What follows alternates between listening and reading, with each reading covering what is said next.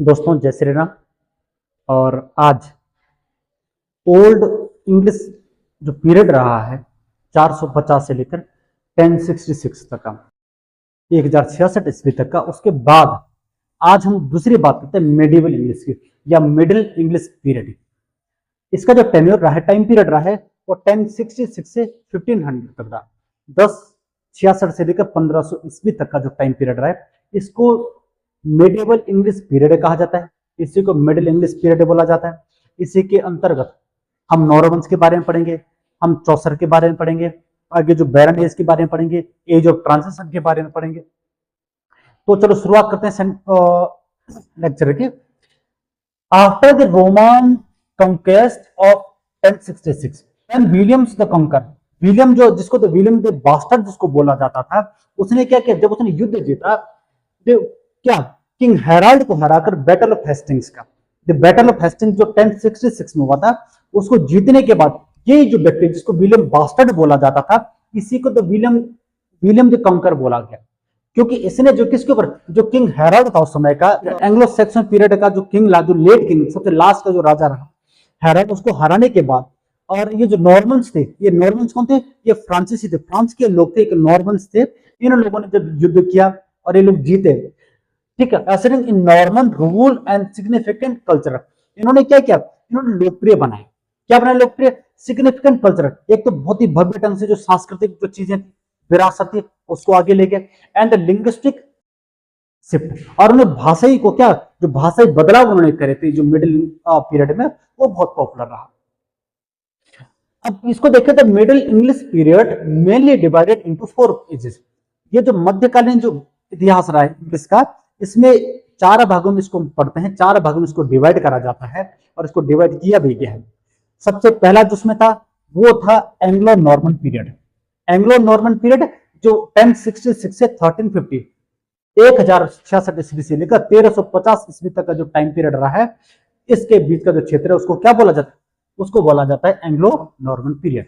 अब इसके बारे में, उसके हिस्टोरिकल बैकग्राउंड के बारे में कुछ बात करते हैं एंग्लो नॉर्मन पीरियड के बारे में, कि आफ्टर 1066, 1066 ईस्वी में जब ये कंकर, जब जीत चुके हैं, इन कॉन्क्वेस्ट कर दिया है वॉर ऑफ हेस्टिंग्स को, और हेराल्ड जो राजा था उसको हरा दिया है, विलियम राजगद्दी पे बैठ गया है। उसके बाद नॉर्मन फ्रेंच, जो नॉर्मली फ्रेंच लोग थे, became the language of the ruling class.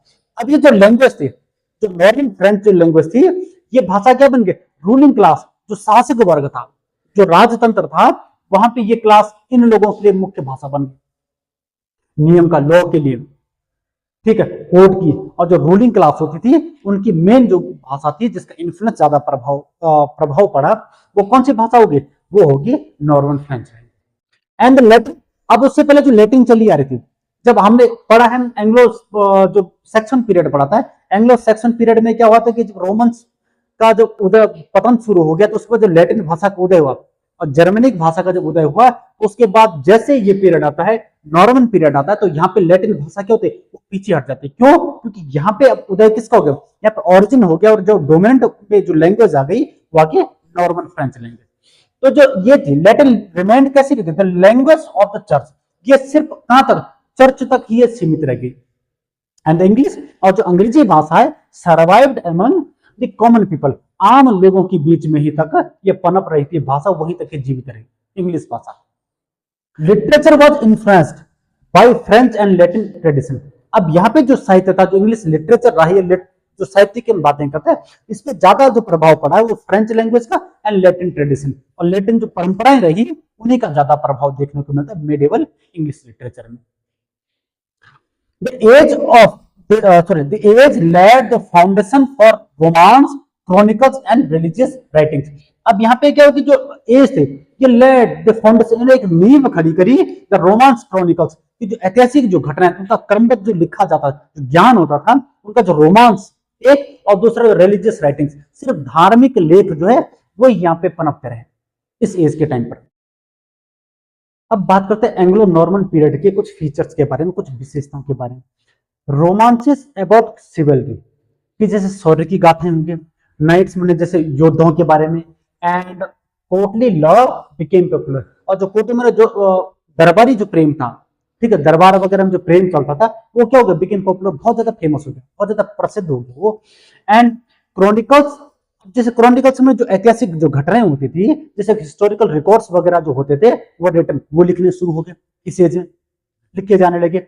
और कहता है strong influence of Christianity and morality, और इस एज में सबसे ज्यादा जो प्रभाव पड़ा, इन्फ्लुएंस रहा है वो किसका, क्रिश्चियनिटी का रहा है और मोरलिटी में नैतिकता का रहा है और क्रिश्चियनिटी का रहा है। अब यदि इस एज के बारे में बात करते हैं तो इस एज में जो मेजर वर्क्स वगैरह जो लिखे गए हैं या जो राइटर्स रहे हैं उनके बारे में थोड़ा बहुत बात करते हैं। जैसे क्या था, सबसे पहले बात करें जेफरी ऑफ मनमाउथ, ठीक है, जेफरी जो मनमाउथ है उसने एक लिखा था हिस्टोरिया रेगम ब्रिटेनिया, ये एक उन्होंने वर्क लिखा था जो कहता एक लैटिन प्रोज था, और इसमें जो कहानी लिखी थी stories of king Arthur, king Arthur की कहानियों के बारे में इसमें लिखा गया था। किसने लिखा था, जेफरी ऑफ मनमाउथ ने लिखा था हिस्टोरिया रेगम ब्रिटेनिया में, एक लैटिन प्रोज वर्क माना जाता है। उसके बाद कर्सर मुंडी था, अ लॉन्ग रिलीजियस पोएम, एक बहुत धार्मिक लंबी धार्मिक कविता ऑन बिब्लिकल हिस्ट्री, जो बिब्लिकल हिस्ट्री होती है उसके बारे में या उसी बेस्ड पे ये पोएम्स वगैरह लिखी गई, ठीक है। उसके बाद the owl and the Nightingale, the owl and the Nightingale ये अर्ली डिबेट पोएम मानी जाती है, सबसे पहली जो क्या मानी जाती है, एक वाद विवाद वाली कविता मानी जाती है, the owl and the Nightingale, जो इसी एज के अराउंड में लिखी गई। उसके बाद है वेस, एक नॉर्मन पोएट था जिसने लिखा था रोमन डी ब्रूट करके एक पोएम लिखी थी, किसने, वेस ने लिखी थी। और उसके बाद एक लेमन था, लेमन इंग्लिश पोएट, एक अंग्रेजी कवि था जिसने लिखा था ब्रूट, एक पोएम लिखी थी, फर्स्ट इंग्लिश वर्स, ये सबसे पहला अंग्रेजी का पद्य माना जाता है। और क्रॉनिकल ये क्या थे, ऐतिहासिक घटनाओं पे संबंधित है, जो 1200 ईस्वी के अराउंड में लिखा गया, 1200 सेंचुरी के अराउंड में। उसके बाद औरम एक व्यक्ति था जिसने लिखा था ऑर्मुलम, ऑर्मुलम एक रिलीजियस टेक्स्ट, एक धार्मिक ग्रंथ लिखा था उन्होंने, तो ये भी पहला धार्मिक ग्रंथ माना जाता है, ऑर्म जो लिखा था ऑर्म ने, ऑर्म, ठीक है। अब हम इसकी बात करते हैं एज ऑफ चौसर की। Age of Chaucer, the golden age of middle English literature, मध्यकालीन जो अंग्रेजी साहित्य रहा उसकी गोल्डन एज बोला जाता है द एज ऑफ चौसर को। 1340 से लेकर 1400 तक, 1340 ईस्वी से लेकर 1400 के बीच में, 1340 में जब शेक्सपियर जो चौसर का जन्म होता है और 1400 जब 1400 में मर जाता है, तो उसके बीच का जो टाइम पीरियड है उसको द एज ऑफ चौसर बोला जाता है, और इसी को golden age of middle English literature बोला जाता है। इसका सबसे जो डोमिनेंट या प्रोमिनेंट फिगर है वो जेफरी चौसर ही है। अब यहाँ पे बात करें सोशल बैकग्राउंड के बारे में, the period of social change, ये जो काल रहा है, ये युग रहा है, कैसा रहा, सोशल चेंज, सामाजिक परिवर्तन का समय रहा है। अब सामाजिक परिवर्तन कैसे है, जैसे ब्लैक डेथ हुई, ठीक है, जो काली मृत्यु जिसको बोला जाता है इंग्लिश लिटरेचर में, 1347 से 51, 1347 से 1351 के बीच ये जो ब्लैक डेथ जो महामारी फैली थी, एक उससे सामाजिक परिवर्तन आए, और दूसरा था पीजांस रिवोल्ट, जो पीजांस का रिवोल्ट था 1381 में, 1381 में जो किसान वर्ग का जो एक बहुत बड़ा विद्रोह रहा है, वो भी क्या सामाजिक परिवर्तन का एक बहुत बड़ा घोतक माना जाता है, साइन माना जाता है। अब यहाँ पे क्या क्या विशेषताएं हुई कि the rise of the English middle class, अब यह जो मध्यम वर्गीय जो समाज था, अंग्रेजों का मध्यम वर्गीय समाज है, एक तो उसका उदय हो गया, वो धीरे धीरे फलने फूलने लग गया, and English language became more prominent in literature. अब यहाँ पे क्या था कि जहां पे जो पहले जब एंग्लो सेक्शन पीरियड में, ठीक है, जब अब यहां से पहले क्या था कि जब एंग्लो नॉर्मन पीरियड पड़ा था, तो नॉर्मन पीरियड में क्या, तो फ्रेंच नॉर्मन जो लैंग्वेज थी वो प्रोमिनेंट हो गई थी, लैटिन भी कहीं पीछे छूट रहा था, इंग्लिश भी कहीं जो कॉमन पीपलों के बीच में जो रह रही थी। अब यहाँ पे क्या होता है, जैसे जैसे चौसर की एज आती है, तो यहाँ पे क्या होता है कि जो इंग्लिश लैंग्वेज है वो पॉपुलर हो जाती है और प्रोमिनेंट इन लिटरेचर, और लिटरेचर साहित्य में उसका बहुत बड़ा स्थान होता है, उसके एक बहुत बड़ा प्लेस मिल जाता है। और यहाँ पे जो लिखा जाने लग गया, जो वर्क्स होने लगे हैं, जो लिखे जाने लगे, वो किस में लिखे जाने लगे, वो सब इंग्लिश में लिखे जाने लगे। अब यहाँ पे इनके फीचर्स, कुछ विशेषताओं के बारे में बात करते हैं इस एज के बारे में। Beginning of the modern English poetry, जहां से क्या जो आधुनिक अंग्रेजी कविताएं रही, इंग्लिश पोएट्री रही है, उसका क्या होगा, वो बिगिनिंग होगी, उसकी शुरुआत यहां से मानी जाती है। Realistic portrayal of society, religion and human nature, ठीक है। अब यहाँ पे जो जो वास्तविक जो यथार्थ चित्रण रहा किसका, सोसाइटी समाज का यथार्थ जो रियलिटी वो बाहर आ गई, ठीक है, रिलीजन जो धर्म के बारे में सब रियलिटी आने लगी, ह्यूमन नेचर माने मानव प्रकृति के बारे में, ये सबके एक चित्रण, जीवंत चित्रण था किसका, इस एज के द्वारा। अब यहाँ पे डेवलपमेंट ऑफ नरेटिव पोएट्री, अब यहाँ पे क्योंकि यहीं पे विकास होना शुरू हुआ नरेटिव पोएट्री का, एलिगेरीज के जो रूपक लिखे जाते थे एंड सटायर्स में जो व्यंग्यात्मक जो कविताएं लिखी जाती थी या जो इस प्रकार के जो वर्क से लिखे जाते थे, वो यहाँ पे धीरे धीरे डेवलप होने लगे। अब यहाँ पे हम बात करते हैं कुछ प्रोमिनेंट ऐसे राइटर्स वगैरह की या फेमस जो मेजर वर्क्स रहे या जो मेजर राइटर्स रहे उनके बारे में थोड़ा बात करते हैं। तो मेजर राइटर के बारे में बात करते हैं, सबसे पहला नाम आता है जेफरी चौसर। ठीक है, तो जेफरी चौसर सबसे पहली बात father of English poetry, English poetry को फादर माना जाता है। Number 2 father of English literature, अंग्रेजी साहित्य का भी वो फादर माना जाता है। ठीक है, और तीसरी बात फादर ऑफ इंग्लिश रेनेसा, जो रेनेसा हुआ था, जो इंग्लैंड में रेनेसा हुआ था, उसका भी फादर उसको माना जाता है। ठीक है, और जबकि फादर ऑफ रेनेसा कौन हुआ, उसको फ्रांसिस्को पेट्रार्क को माना जाता है, लेकिन वो क्या थे, वो जो शुरुआती जो रेनेसा रहा, लेकिन जब इंग्लैंड में रेनेसा आता है उसका जो फादर माना जाता है वो माना था जेफरी चौसर। ठीक है, और इनको मॉर्निंग स्टार ऑफ रेनेसा भी बोला जाता है। अब ये तो कौन सा फादर ऑफ इंग्लिश रेनेसा है, लेकिन जो रेनेसा है ये पूरे यूरोपियन रेनेसा का मॉर्निंग स्टार इनको माना जाता है। फादर ऑफ इंग्लिश रेनेसा मैंने इंग्लैंड के पर्टिकुलर एरिया के लिए, इंडिविजुअल एरिया के लिए, लेकिन यहाँ पे क्या ये पूरे ब्रॉड एरिया के लिए, पूरे विस्तृत क्षेत्र जो यूरोप का है वहां के लिए इसको मॉर्निंग स्टार ऑफ रेनेसा माना जाता है। ठीक है, अब यहाँ पे एक क्वेश्चन और होता है कि चाइल्ड ऑफ रेनेसा किसको बोला जाता है, द चाइल्ड ऑफ रेनेसा, इसको ध्यान रखना, the child of Renaissance, child of Renaissance बोला जाता है एडमंड स्पेंसर को, जिनको क्या बोला जाता है, पोइट्स पोइट भी बोला जाता है, कवियों का कवि भी जिनको बोला जाता है उनको द चाइल्ड ऑफ रेनेसा माना जाता है। ठीक है, अब एक बात और है, grand father of English novels, जो इंग्लिश नॉवेल्स रहे उनके ग्रैंड फादर किसको बोला जाता है, ये भी जेफरी चौसर को बोला। ठीक है, और चौसर ने, जो जेफरी चौसर थे, उन्होंने एक टर्म कॉइन करा था हेरोइक कपलेट। ये हेरोइक कपलेट जो है ये सबसे पहले यूज करा था, इसकी इजाद, इसका जो जन्म जाता है वो कौन है, जन्मदाता इसका चौसर। और इन्होंने जो हेरोइक कपलेट का सबसे पहले प्रयोग करा था वो करा था उनकी एक बुक थी the legend of good women, इसमें उन्होंने सबसे पहले हेरोइक कपलेट का प्रयोग करा था। तो आप इसका स्क्रीनशॉट ले लीजिए क्योंकि एग्जाम की दृष्टि से और ये किसी प्रकार का जो कंपटीशन एग्जाम है वहां के लिए बहुत इंपॉर्टेंट है, तो आप इसका स्क्रीनशॉट। सर ने लिखा कैंटरबरी टेल्स, बहुत फेमस एक जो कलेक्शन ऑफ स्टोरीज है और टोल्ड बाय 29 पिलग्रिम्स, 29 पिलग्रिम्स के द्वारा जो इनकी कलेक्शन ये था, स्टोरीज था, जिसमें 24 ऐसी जो कहानियां लिखी गई थी। और ये क्या था, ये अनफिनिश्ड वर्क, क्योंकि कार्य जो पूरा नहीं होता, और इसका सबसे बड़ा कारण ये रहा क्योंकि बहुत लेट उन्होंने कार्य को शुरू करा था और लगभग जब ये आधा था तो उस समय तक उनकी डेथ हो चुकी, तो मृत्यु हो चुकी थी, जिसके कारण कार्य पूरा नहीं हुआ, ये हमेशा अधूरा। और क्या ये कौन थे pilgrims, travelling to Canterbury, Canterbury लोग जा रहे थे। ठीक है, रिटन इन मिडिल इंग्लिश, और मिडिल इंग्लिश जो लैंग्वेज थे जिसको लंदन डायलेक्ट भी बोला जाता था, उसमें इस स्टोरीज को लिखा गया था, विच लेटर डेवलप, अरे बाद में जो लिखा गया इनटू मॉडर्न इंग्लिश, आधुनिक जो इंग्लिश, जो मॉडर्न इंग्लिश लैंग्वेज थी उसमें इसको बाद में लिखा गया, इसको ट्रांसलेट करा गया। ठीक है, उन्होंने फिर the prologue to the Canterbury tales भी लिखा, और उसके बाद द बुक ऑफ डचेस जिसमें की एक और कृति थी, ठीक है, ट्रेलस एंड क्रेसिडी थी, the legend of the good women था जिसमें उन्होंने सबसे पहले हेरोइक कपलेट का प्रयोग करा था। ये उनके कुछ मेजर वर्क्स रहे हैं।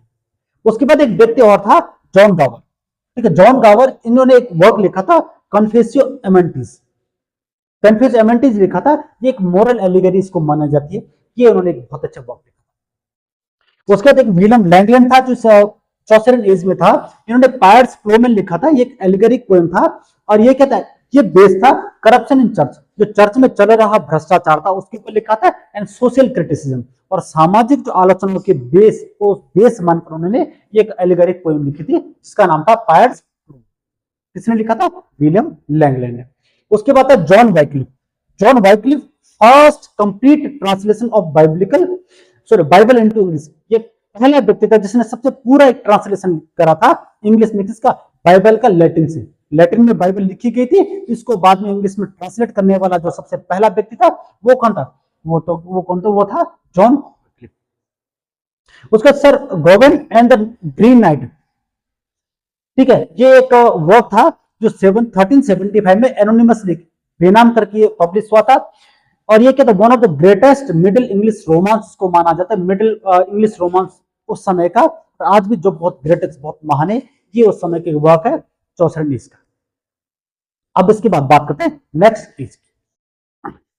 चौसर के बाद आता है एज ऑफ रिवाइवल, और इसकी सबसे बड़ी बात है, इसको एज ऑफ रिवाइवल हो बोलो चाहे द एज बैरनिज, बंजर युग बोलो चाहे द एज ऑफ रिवाइवल बोलो, एक ही बात है। 1400 से 1450, 1400 से लेकर 1450 तक का जो टाइम पीरियड रहा है चौसर के मरने के बाद, तो ये क्या पूरी तरह से बंजर हो गया, बैरन क्षेत्र हो गया। यहाँ पे कोई भी रचना कुछ नहीं, कोई भी कोई कृतियां नहीं, कोई वर्क्स, मेजर वर्क्स नहीं। अब यहाँ पे बात करते हैं कि जैसे आफ्टर चौसर डेथ इन 1400, 1400 ईस्वी में जब चौसर की मृत्यु हो जाती है, there was a decline of literary creativity. जो लिटरेरी क्रिएटिविटी थी उसमें क्या होगा? डिक्लाइन में कमी आ जाती है, वो धीरे धीरे पतन की ओर चला जाता है, ठीक है, कुछ मेजर वर्क्स लिखे नहीं जाने वाले। अब क्या हो गया? अब दूसरी बात, पॉलिटिकल अनरेस्ट हो गया, राजनीतिक अशांति फैल गई, और इसके कारण क्या? वॉर ऑफ रोजेस हो गया 1450 से 1485 के बीच में, यहाँ पे वॉर ऑफ रोजेस का भी टाइम था, ठीक है। राइटर्स मेनली, अब सॉरी, ये वॉर ऑफ रोजेस हुआ तो एज ऑफ ट्रांजिशन में, लेकिन क्या हो कि इसकी जो पौधे थे, ठीक है, इसकी जो जड़े थे, जड़ कहां से पनपनी शुरू हुई? ये जड़े पनपनी शुरू हुई एज ऑफ रिवाइवल से, ठीक है। एज ऑफ जिसको बैरन एज से ये जड़े पड़नी शुरू होगी, लेकिन जैसे बैरन एज खत्म होता है और एज ऑफ ट्रांजिशन आता है, वैसे क्या होता है? द वॉर ऑफ रोजेस शुरू। Writers mainly imitated French and earlier English models. अब यहाँ पे क्या होगी? राइटर्स ने कुछ नया करना तो छोड़ दिया, अब ये क्या करने, ये इमिटेट करने, अनुसरण करने लगे हैं, नकल करने लगे, कॉपी करने लगे French and earlier English models. जो पहले के इंग्लिश का जो लिखा हुआ था एंड जो फ्रेंच जो भाग था, जो लिटरेचर का भाग था, वहीं से इमिटेशन करना शुरू कर दिया, कॉपी करने शुरू। अब यहाँ पे फीचर्स की बात करते हैं, इस एज के विशेषताओं के बारे में बात करते हैं, तो ये less originality and more translation and imitation. अब यहाँ पे क्या होगा? रियलिटी, ये ओरिजिनल, वास्तविक जो था, ओरिजिनलिटी तो वर्क रहा नहीं, कोई ओरिजिनल वर्क तो हो रहा नहीं, बहुत कमी आ गई। और यहाँ पे क्या? मोर ट्रांसलेशन, एक तो ट्रांसलेशन ज्यादा होने लग गया, और इमिटेशन में दूसरी जो कृति हैं या दूसरे जो वर्ड्स होते हैं, उनकी जो ट्रांसलेशन होना या उनकी इमिटेशन होना यहाँ पे ज्यादा चलने लगे इस एज के टाइम पे। दूसरा कहता फोकस ऑन मिस्ट्री प्लेस, यहाँ पे ज्यादा फोकस किया किस पे? को क्या? मिस्ट्री प्लेस जो लिखे गए थे उसके ऊपर ज्यादा फोकस करने लगे, ठीक है। मैरिकल प्लेस वगैरह थे, मिरेकल प्लेस थे, या मोरलिटी प्लेस थे, इसके ऊपर ज्यादा फोकस हो गया इस एज में। और ये बहुत इंपॉर्टेंट क्षेत्र है, क्योंकि इस समय ये सबसे ज्यादा जो मोरलिटी प्लेस थे, मोरल प्लेस थे, मिस्ट्री प्लेस थे, ये सबसे ज्यादा डेवलप इस उम्र के टाइम पे, इस एज के दौरान, इस पीरियड में। Literature largely religious and didactic. अब यहाँ पे जो लिटरेचर था, साहित्य, तो लार्जली रिलीजियस, एक तो बहुत ज्यादा धार्मिक हो गया है, और दूसरा डाइडेक्टिव हो गया, डाइडेक्टिव जिसको उपदेशात्मक जिसको बोलते हैं, इस प्रकार से लिटरेचर चलना शुरू हो गया। अब यहाँ पे कुछ राइटर्स की बात करते हैं, मेजर राइटर्स वगैरह, तो उसमें देखो जैसे दो व्यक्ति हैं, एक थॉमस हॉकले था, जिसने क्या रेजिमेंट ऑफ प्रिंसेस लिखा था, एक मोरल पोएम। एक वर्क ये बैरनिज में माना जाता है, और दूसरा माना जाता है जॉन लिगलैंड। जॉन लिगलैंड ने लिखा था फॉल ऑफ प्रिंसेस, ठीक है। यहाँ पे द रेजिमेंट ऑफ प्रिंसेस मैंने राजकुमारों का उदय, और उसी के अपोजिट में लिखा था जॉन लिगलैंड ने लिखा था द फॉल ऑफ प्रिंसेस मैंने राजकुमारों का पतन। ये दो ऐसे वर्क्स थे जो थोड़ा बहुत ये बैरनिज में फूलेपन पे, अन्यथा की स्थिति में पूरी कंडीशन। अब उसके बाद कहते हैं रिलीजन ड्रामा डेवलप। अब यहाँ पे जो रिलीजियस ड्रामा, जो धार्मिक ड्रामा थे, नाटक थे, ये बहुत ज्यादा डेवलप हो गए। इसमें कहते जैसे मिस्ट्री प्ले थे, तो ये ध्यान रखना, मिस्ट्री जो प्ले थे ये based on the biblical stories, जो बाइबल थी उसी की कहानियों के आधार पर चलती थी। और जो मिरेकल प्ले थे, ये लाइव्स ऑफ सेंट, ये संतों के जीवन, सेंट्स के जीवन पर आधारित बेस थे मिरेकल प्ले जो लिखे गए थे। और जो मोरलिटी प्लेस लिखे थे, ये एवरी मैन को फोकस रखा जाता, उनको बेस्ड करके ये लिखे जाते थे। और 2019 में जो लेक्चरर, उत्तराखंड लेक्चरर का पेपर होता, उसमें ये पूछा गया था कि जो मिरेकल प्लेस होते हैं, ठीक है, ये किसके बेस्ड होते हैं, ये किसकी लाइफ पे बेस्ड होते हैं, तो ये क्वेश्चन ध्यान रखना, ये आया, ठीक है। तो यहाँ पे ऐसा नहीं है कि हमने हिस्ट्री ऑफ इंग्लिश लिटरेचर पढ़ा और कहा कि सर हमारा सिलेबस में नहीं है, ठीक है। कुछ चीजें ऐसी होती है कि जो सिलेबस में नहीं होती, लेकिन हिस्ट्री ऑफ इंग्लिश लिटरेचर है, पहला टॉपिक है, सबसे मेन टॉपिक है, जिसके बिना लिटरेचर आगे बढ़ ही नहीं सकता है। वहां से वो क्वेश्चन उठा सकता है कभी भी, शॉर्ट क्वेश्चन। ठीक है, तो आप इसको विशेष तौर पर ध्यान देंगे। तो आप इसका स्क्रीनशॉट ले लीजिए, फिर हम आगे बात करते हैं एज ऑफ ट्रांजिशन की। अब लास्ट जो बात करते वो है age of transition. Age of transition जिसको बोला जाता है, आप सॉरी इसको मेरे दूसरा एक शब्द बोले हम इसके लिए, तो इसको बोलते थे एज ऑफ प्री रेनेसा। इसको एज ऑफ प्री रेनेसा भी बोला जाता है, सॉरी NCE। और इसका जो टाइम पीरियड रहा है वो है 1450 से लेकर 1500 तक, 1450 से 1500 के बीच में 50 इयर्स का टाइम पीरियड रहा है, तो उसको तो एज ऑफ ट्रांजिशन बोला जाता है, तो एज ऑफ प्री रेनेसा भी इसको बोला जाता है। अब यहाँ पे क्या कहते हैं, end of the middle age. अब जैसे मध्यकालीन जो लिटरेचर रहा है, जो पीरियड है, उसका धीरे धीरे खत्म होने लग गया, and beginning of the Renaissance spirit. और यहाँ पे क्या हो गया, रेनेसा की जो धारणा है, स्पिरिट है, धीरे धीरे लोगों के मन में आ रही है। धीरे धीरे पुनर्जागरण जो क्या होगा, अपने पांव पसार रहा है, उसकी जड़ें धीरे धीरे फल फूल रही है। अब इसमें कहते हैं इंट्रोडक्शन ऑफ प्रिंटिंग प्रेस। जैसे प्रिंटिंग प्रेस इसका यहाँ पर इंट्रोडक्शन होता है, इंग्लैंड में जैसे लाया जाता है, विलियम कैक्सटन ने 1476 में जैसे इन्वेंशन करा, बुक्स बिकेम मोर अवेलेबल। यहां से किताबें क्योंकि हर एक जनमानस कॉमन मैन तक के लिए क्योंकि ये उपलब्ध होगी, इसकी हर प्रकार से अवेलेबिलिटी आ गई। ठीक है, English was now stabilised as the national language. और यहाँ पे जो इंग्लिश है वो धीरे धीरे क्या हो गया, वो नेशनल लैंग्वेज मतलब राष्ट्र भाषा के तौर पर ये फेमस हो गई। अब आपको पता है कि जब एंग्लो सेक्शन में जब जर्मनिक भाषा थी, ठीक है, जर्मनिक भाषा का जिसको क्या बोला जाता है, इंग्लिश भाषा का उदय जिसको बोला जाता है, वहां से शुरू हुई। ठीक है, एंग्लो नॉर्मन में क्या हो गया, नॉर्मन पे जैसे जैसे अंत की ओर आई, वैसे वैसे धीरे धीरे इसका क्या डेवलपमेंट बनने लग गया। पहले फ्रेंच जो नॉर्मन थे, फ्रांसीसी लैंग्वेज जो नॉर्मन लैंग्वेज थी, वो पहले फिलिपिन, ठीक है, पहले ओरिजिन हुई, फिर डेवलप हुई। बाद में जैसे एंग्लो नॉर्मन पीरियड खत्म हुआ, फिर इंग्लिश ने अपना प्रभुत्व, अपना डोमिनेट करना शुरू कर दिया।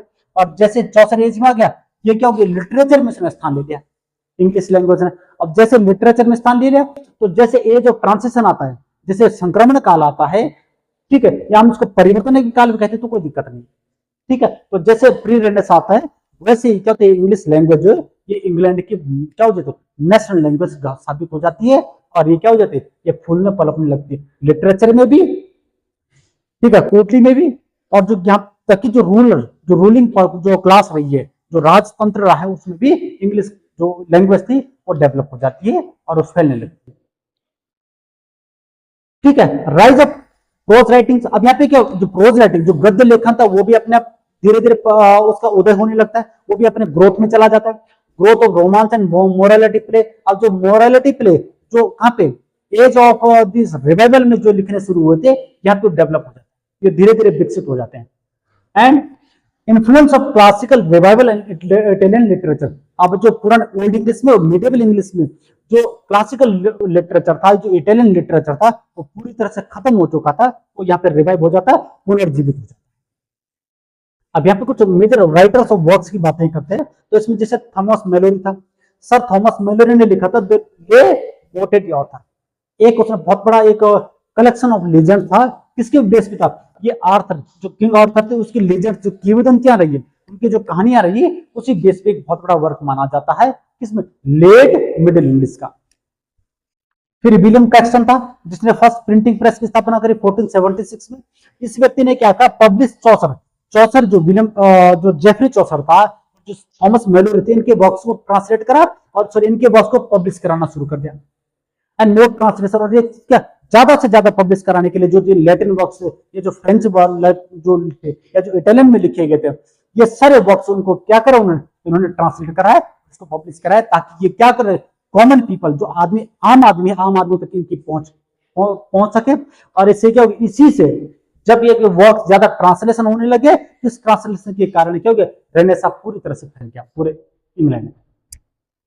तो साथियों, इसी के साथ जो ये मिडिवल इंग्लिश पीरियड रहा है, ये हमारा पूरा होता है, English history of English literature का पार्ट नंबर 2। अब उसके बाद जो नेक्स्ट वीडियो बनेगा उसमें हम बात करेंगे रेनेसां पीरियड की। रेनेसां ऑलरेडी वैसे मैंने वीडियो बनाया हुआ है, लेकिन उसमें एज वाइज, जैसे आपका शेक्सपियरियन एज था, या हम जिसको एलिजाबेथन एज बोलते हैं, या ट्यूडर एज जिसको बोला जाता है, अर्ली जिसको एलिजाबेथन एज जो बोला जाता है, उसके बाद जैकोबिन एज है, ठीक है, कॉमनवेल्थ वाला है, तो वो 1660 तक, 1660 तक, जो 1500 से 1660 तक 160 सालों तक का जो ट्रांजिशन पीरियड है उसको हम पीरियड वाइज उसको डिस्क्राइब करेंगे, उसके बारे में डिस्कस करेंगे। तो मिलते हैं नेक्स्ट वीडियो में, तब तक के लिए धन्यवाद, जय श्री राम।